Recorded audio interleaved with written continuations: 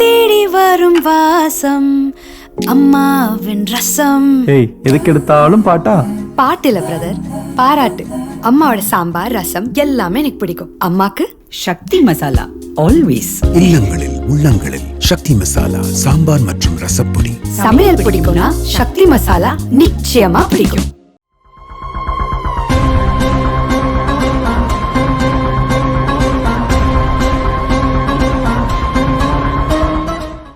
எல்லாருக்கும் வணக்கம். இன்னைக்கு நம்ம யூடியூப்காக ஸ்பெஷலாக ஒரு கிச்சன் பண்ணியிருக்கோம். அதில் நான் பண்ணுற ஃபஸ்ட்டு ரெசிபி.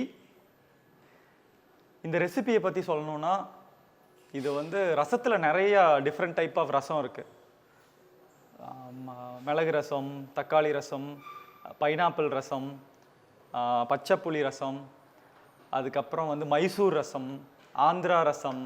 இது ரொம்ப ஸ்பெஷலாக தேங்காய் பால் ரசம். தேங்காய் பாலில் ரசமா? ஆமாங்க. இது நம்ம இந்த கோயம்புத்தூர் சைடில் நல்ல ஒரு ட்ரெடிஷ்னலான ரெசிபி. கிராமத்தில் உங்களுக்கு தெரியும், பொள்ளாச்சியில் தேங்காய் அவ்வளோ கிடைக்கும். ஸோ எல்லோரும் அந்த தேங்காய் பாலை வச்சு அந்த ஏரியாவில் பண்ணுற ரசம். ஸோ இன்றைக்கி அந்த ஒரு சூப்பரான ரெசிபியை தான் நான் உங்கள் கூட ஷேர் பண்ண போகிறேன். பார்க்கலாமா? இதுக்கு தேவையான பொருட்கள்: பட்டை, கிராம்பு, ஏலக்காய், சோம்பு, குருமிளகு, ஜீரகம், வரமல்லி, வரமிளகா, பச்சை மிளகா, பூண்டு, சின்ன வெங்காயம், கடுகு, அதுக்கப்புறம் கருவேப்பிலை, கொத்தமல்லி, தேங்காய் பால், நாட்டு தக்காளி, ஆயில், உப்பு தேவையான அளவு. அதுக்கு முன்னாடி நம்ம ஒரு மசாலா ஒன்று ரெடி பண்ணணும். இதுக்கு எப்படி ரசப்பொடி வறுக்கிறாங்க இல்லையா, அதே மாதிரி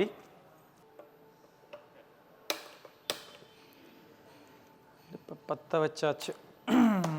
அதுக்கப்புறம் கடாயை வச்சு அடுப்பை நல்லா சிம்மில் வச்சுக்கலாம்.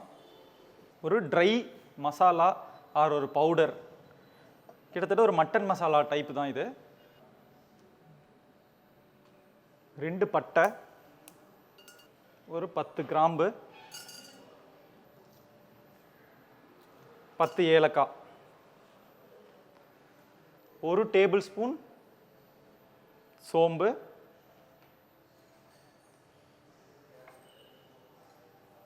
கொஞ்சம் குருமிளகு, கொஞ்சம் ஜீரகம். நல்லா கடாய் சூடில் நல்லா அப்படியே ட்ரை பண்ணுறப்போ அந்த வெடிக்கிற சவுண்ட் கேட்குது. கொஞ்சம் வரமல்லி,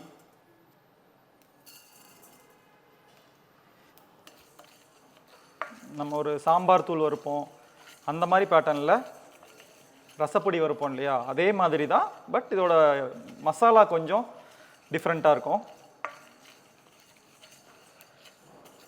நல்லா எப்படி வறுபடும்னு பார்த்தா, எடுத்து அமுத்தி பார்த்தா நல்லா உடையணும். அந்த அளவுக்கு நல்லா வறுக்கணும்.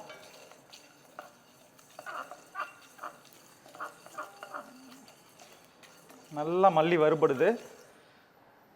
ஒரு 2 வரமிளகா இந்த பவுடருடைய கலருக்காக, கொஞ்சம் கருவேப்பிலை,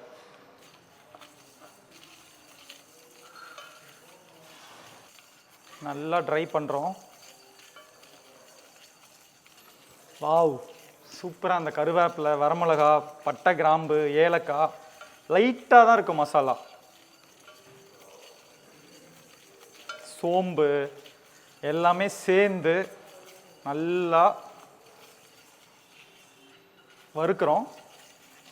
வறுத்து சூப்பராக ஒரு பொடி ஒன்று ரெடி பண்ணுறோம். ஓகேவா?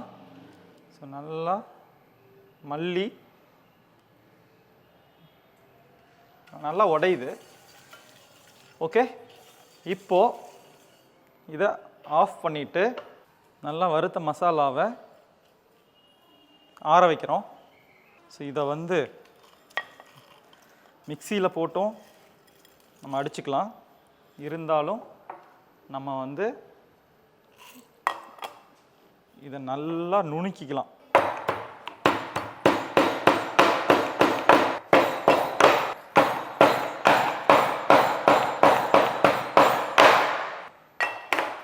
அப்படியே சூப்பராக நுணுக்கியாச்சு. இந்த நாட்டு தக்காளியை நல்லா கையில் வந்து 4 பொளந்து போட்டு நல்லா கட் பண்ணிவிட்டு நல்லா புழிஞ்சிக்கலாம். நம்ம கையில் பிசைஞ்சது தெரியணும், ஒரு ஷேப்லெஸ்ஸாக இருக்கணும்னு வைங்க, அவ்வளோதான். நல்லா நம்ம வந்து 4 கட் பண்ணி அப்படியே கையில் நல்லா புழிஞ்சு விட்டுக்கிறோம். ஸோ தக்காளியை ரெடி பண்ணியாச்சு. இந்த ரசத்துக்கு புளி சேர்த்த மாட்டோம், தக்காளியோட புளிப்பு மட்டும்தான். இப்போ நம்ம ரசம் ரெடி பண்ண போகிறோம். ஆயில் நல்லா ஒரு 2 ஸ்பூன் ஆயில் போட்டிருக்கேன்.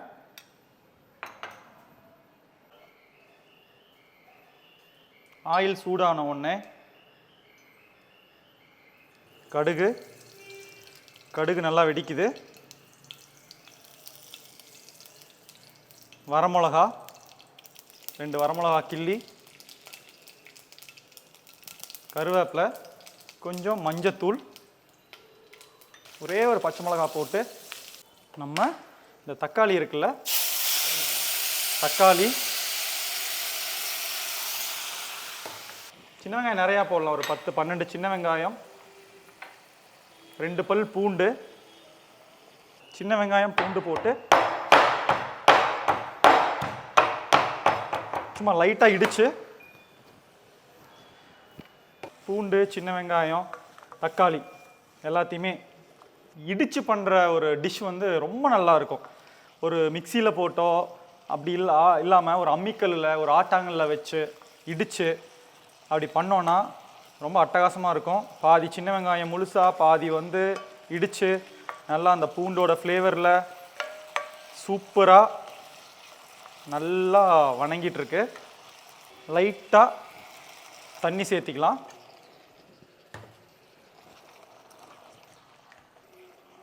நல்லா வணங்க விடலாம். தக்காளி, சின்ன வெங்காயம் நல்லா அப்படியே அதில் குக் ஆகட்டும். இந்த ரசத்தோட மெயின் ஃப்ளேவர் கொடுக்குற அந்த மசாலா இடித்து வச்சது இருக்குல்ல, 1 ஸ்பூன் அளவுக்கு போட்டு நல்லா அந்த மசாலாவோட இந்த தக்காளி, வெங்காயம், பூண்டு எல்லாமே வந்து சூப்பராக குக் ஆகுது. இந்த தேங்காய் பால் ரசத்தை சூப் மாதிரி குடிக்கலாம். நல்லா ஒரு திக்காக, நல்லா ஃப்ளேவர்ஃபுல்லாக இருக்கும். நல்லா ஒரு நான்வெஜ் ஃப்ளேவர் வரும். பட்டை, கிராம்பு, மசாலாலாம் யூஸ் பண்ணுறனால இது நல்லா நம்ம வந்து இந்த மசாலா அந்த பச்சை வாசம் போகிற அளவுக்கு நல்லா வணங்கியிருக்கு. நம்ம பெரியவங்க அந்த காலத்தில் நம்மளுக்கு என்னென்னலாம் சத்துகள் தேவையோ அது எல்லாத்தையுமே நம்ம உணவில் அப்படியே ஒரு ரெசிபியாக கொண்டு வந்து வச்சுருக்காங்க. எவ்வளோ ஒரு பியூட்டிஃபுல்லான விஷயம் இல்லை? இப்போ நல்லா அந்த வெங்காயம், தக்காளி, மசாலாலாம் வணங்கிருச்சு. இப்போது நம்ம எடுத்து வச்சிருக்கிற தேங்காய் பால் 500 ml நல்லா கெட்டியான தேங்காய் பாலை ஊற்றிருக்கோம்.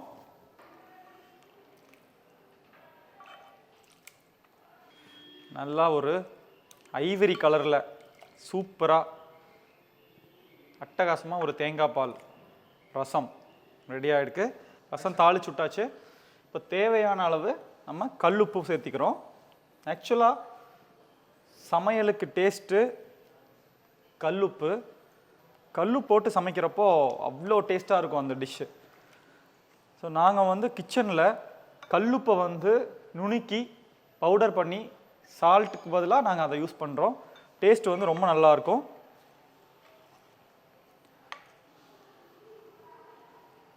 அருமையான ரசம் ரெடி ஆகிட்டுருக்கு. தேங்காய் பால் ரசம். தேங்காய் பாலை வந்து ரொம்ப நம்ம கொதிக்க விடக்கூடாது.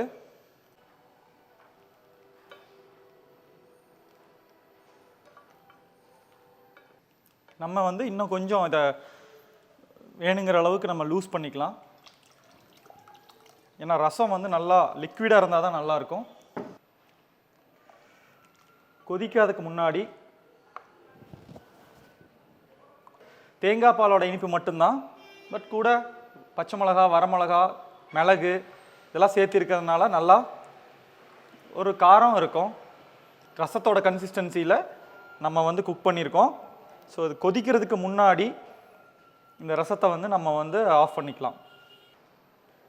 ஸோ நல்ல ரசம் ரொம்ப கொதிக்க விடாமல் நான் வந்து அடுப்பு ஆஃப் பண்ணிட்டேன். இதில் கடைசியாக கொஞ்சம் கொத்தமல்லி தழை. கண்டிப்பாக இதை வந்து ட்ரை பண்ணுங்கள். அவ்வளோ யூனிக் டேஸ்ட்டாக இருக்கும். நீங்கள் இது வரைக்கும் சாப்பிட்ருக்க மாட்டீங்க. சூப்பரான ஒரு ஆத்தன்டிக்கான தேங்காய் பால் ரசம் சாப்பாட்டுக்கு போட்டு சாப்பிட்லாம், சூப் மாதிரி குடிக்கலாம், அவ்வளோ சூப்பராக இருக்கும். இது கூட அடுத்தது வந்து என்ன பண்ண போகிறோன்னா, ஒரு peri peri chicken, leg boneless chicken வாங்கி நல்லா தின் ஸ்லைஸாக நம்ம வந்து கட் பண்ணிக்கணும். எனக்கு வந்து நல்லா அந்த ஸ்ட்ரைப்ஸாக இருக்கிறது வந்து ரொம்ப பிடிக்கும். இந்த மாதிரி ஸ்ட்ரைப்ஸ் மாதிரி கட் பண்ணிக்கலாம், இல்லை நீங்கள் சில்லி சிக்கன் மாதிரி கூட கட் பண்ணிக்கலாம். நல்லா வந்து நம்ம வாஷ் பண்ணி வச்சுருக்கோம். இந்த பெரி பெரி சிக்கன் அப்படின்னா எனக்கு என்ன ஞாபகம் வரும்னா, ஷாருக் கான் சார் ஃபஸ்ட் டைமாக நம்ம ஃபுட்டை சாப்பிட்டுட்டு சூப்பராக இருந்துச்சு அப்படின்னு கிச்சனுக்கே வந்து எங்கள் எல்லாரையும் மீட் பண்ணி, ஷெஃப்ஸ் எல்லாத்தையும் மீட் பண்ணி விஷ் பண்ணிவிட்டு, இந்த சிக்கனோட ரெசிபி கிடைக்குமா அப்படின்னு கேட்ட ஒரு டிஷ்ஷு. ரொம்ப சிம்பிளாக நம்ம சிக்கன் 65 மாதிரி தான், கூட பெரி பெரி ஃப்ளேவர் இருக்கும். இஞ்சி பூண்டு பேஸ்ட்டு, மிளகாத்தூள், உப்பு, கடலை மாவு, கார்ன்ஃப்ளவர், மைதா, கொஞ்சம் பெரி பெரி பவுடர், அவ்வளோதாங்க. Simple ingredients. ஓகே, ஆயில், உப்பு. ஸோ இப்போ சிக்கனை மேரினேட் பண்ண போகிறோம். அதுக்கு இஞ்சி பூண்டு பேஸ்ட்டு ஒரே ஒரு ஸ்பூன், ஒரு 300 கிராம் சிக்கன் இருக்கும், இஞ்சி பூண்டு பேஸ்ட் போட்டிருக்கேன். கடலை மாவு 1 ஸ்பூன், மைதா 1 ஸ்பூன், கார்ன்ஃப்ளவர் மாவு 1 ஸ்பூன், மிளகாத்தூள் 1 ஸ்பூன், இந்த பெரி பெரி பவுடர் மட்டும் 2 ஸ்பூன் போட்டு நல்லா வந்து அந்த சிக்கனை வந்து மேரினேட் பண்ணுறோம். கொஞ்சமாக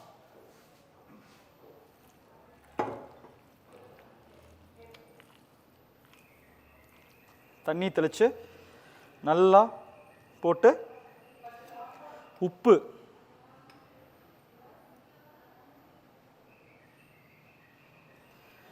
தேவையான அளவு போட்டு சூப்பராக சிக்கன் வந்து உடஞ்சிராமல், ஏன்னா லெக் போன்லெஸ் அப்படியே வந்து ரொம்ப தின் ஸ்லைஸாக பண்ணியிருக்கோம்.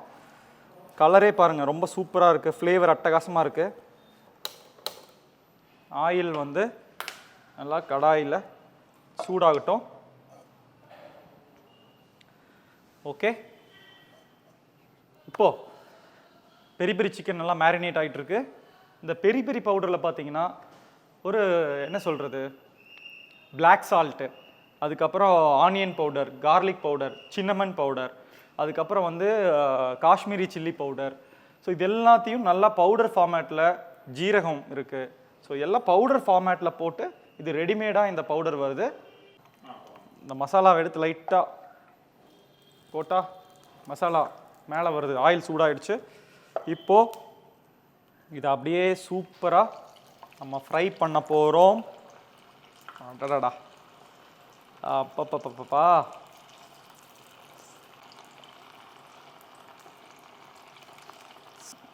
வாவ், அட்டகாசமாக இருக்கு.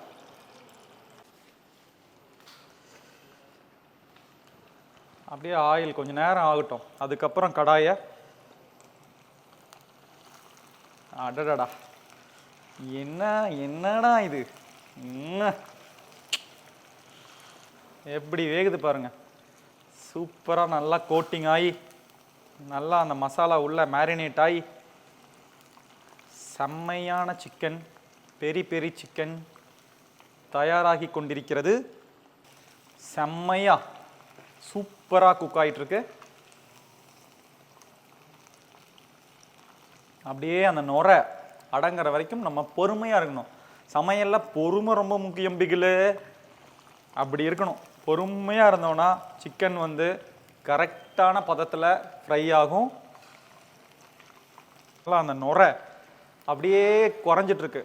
நல்லா ஆயிலில் கரெக்டான சூட்டில் சிக்கனை போடுறப்போ புஷ்ஷுன்னு நுரை வரும்ல, இந்த நுரை அப்படியே கம்மியாகி கரெக்டாக குக்காக நுரையெல்லாம் அந்த வாட்டர் கண்டென்ட் எல்லாம் குக்காகி நுரை அடங்கி சிக்கன் அப்படியே மேலால் அப்படியே இருக்கும். அப்படி எடுத்து அப்படி சாப்பிட்டா அப்படி இருக்கும். அந்த நுரை அப்படியே குறைஞ்சு ஃபைனல் ஸ்டேஜுக்கு வந்திருக்கு பாருங்க. இன்னும் கொஞ்சம் குக்காச்சுன்னா அந்த நுரை ஃபுல்லாக குறைஞ்சிரும். 20 வருஷத்துக்கு முன்னாடி நான் ஃபஸ்ட் டைமாக குக்கிங் ஆரம்பிக்கிறப்போ எங்கள் அப்பா வந்து சொல்லி கொடுத்தாரு. காலிஃப்ளவர் சில்லி பண்ணேன். அப்போது எனக்கு ரொம்ப பிடிக்கும் காலிஃப்ளவர் சில்லி. அது மேலே அப்படியே சாட் மசாலா நல்லா பொடியாக வெங்காயத்தை வந்து ரிங்காக கட் பண்ணி மேலே போட்டு அப்படியே காலிஃப்ளவரில் என்ன சொல்கிறது கருவேப்பிலையை ஃப்ரை பண்ணி போட்டு கூட ஒரு எலுமிச்சம்பழம் வச்சுட்டு பிளேட்டில் வச்சுட்டு சாப்பிட்டா அப்படி இருக்கும். அப்போ செய்கிறப்போ அப்பா சொன்னார், இந்த மாதிரி நுரை அடங்குச்சுன்னா குக் ஆகிடுச்சுன்னு அர்த்தம் அப்படின்னு. நம்ம அப்படியே ஆயிலை நல்லா ஃபில்டர் பண்ணிவிட்டு அப்படியே அட்டகாசமாக சிக்கன் வந்து குக் ஆகிருக்கு. சூப்பராக அப்படியே அந்த பெரி பெரி பவுடரை போட்டு கார்னிஷ் பண்ணி கருவேப்பிலையை ஃப்ரை பண்ணி மேலே வச்சு அப்படி வீட்டில் வச்சு ப்ரெசன்ட் பண்ணிங்கன்னா எல்லோரும் உங்களுக்கு அடிமை ஆயிடுவாங்க. ரசத்தை நம்ம அப்படியே ஒரு பவுலில் மாற்றுறோம். ஆயிலில் மஞ்சத்தூள் போட்டு லைட்டாக ஒரு கார்னிஷ், ஒரு வரமிளகா,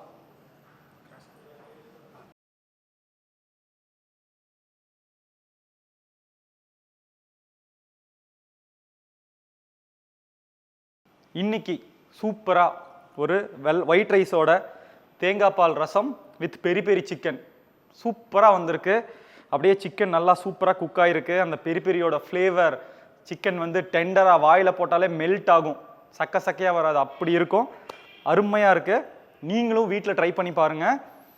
எனக்கு வந்து ஒரு விஷயம் தோணுது என்னென்னா, நம்ம வீட்டில் ஓகே நம்ம நிறையா வேலைக்கு போகிறவங்க, அதுக்கப்புறம் வந்து நிறையா பிஸ்னஸ் பண்ணுறவங்க இருந்தாலும் நீங்கள் வந்து இது எல்லா உங்களோட பிஸி ஸ்கெட்யூலையும் சமைச்சு நீங்கள் வந்து கொடுக்குறீங்க.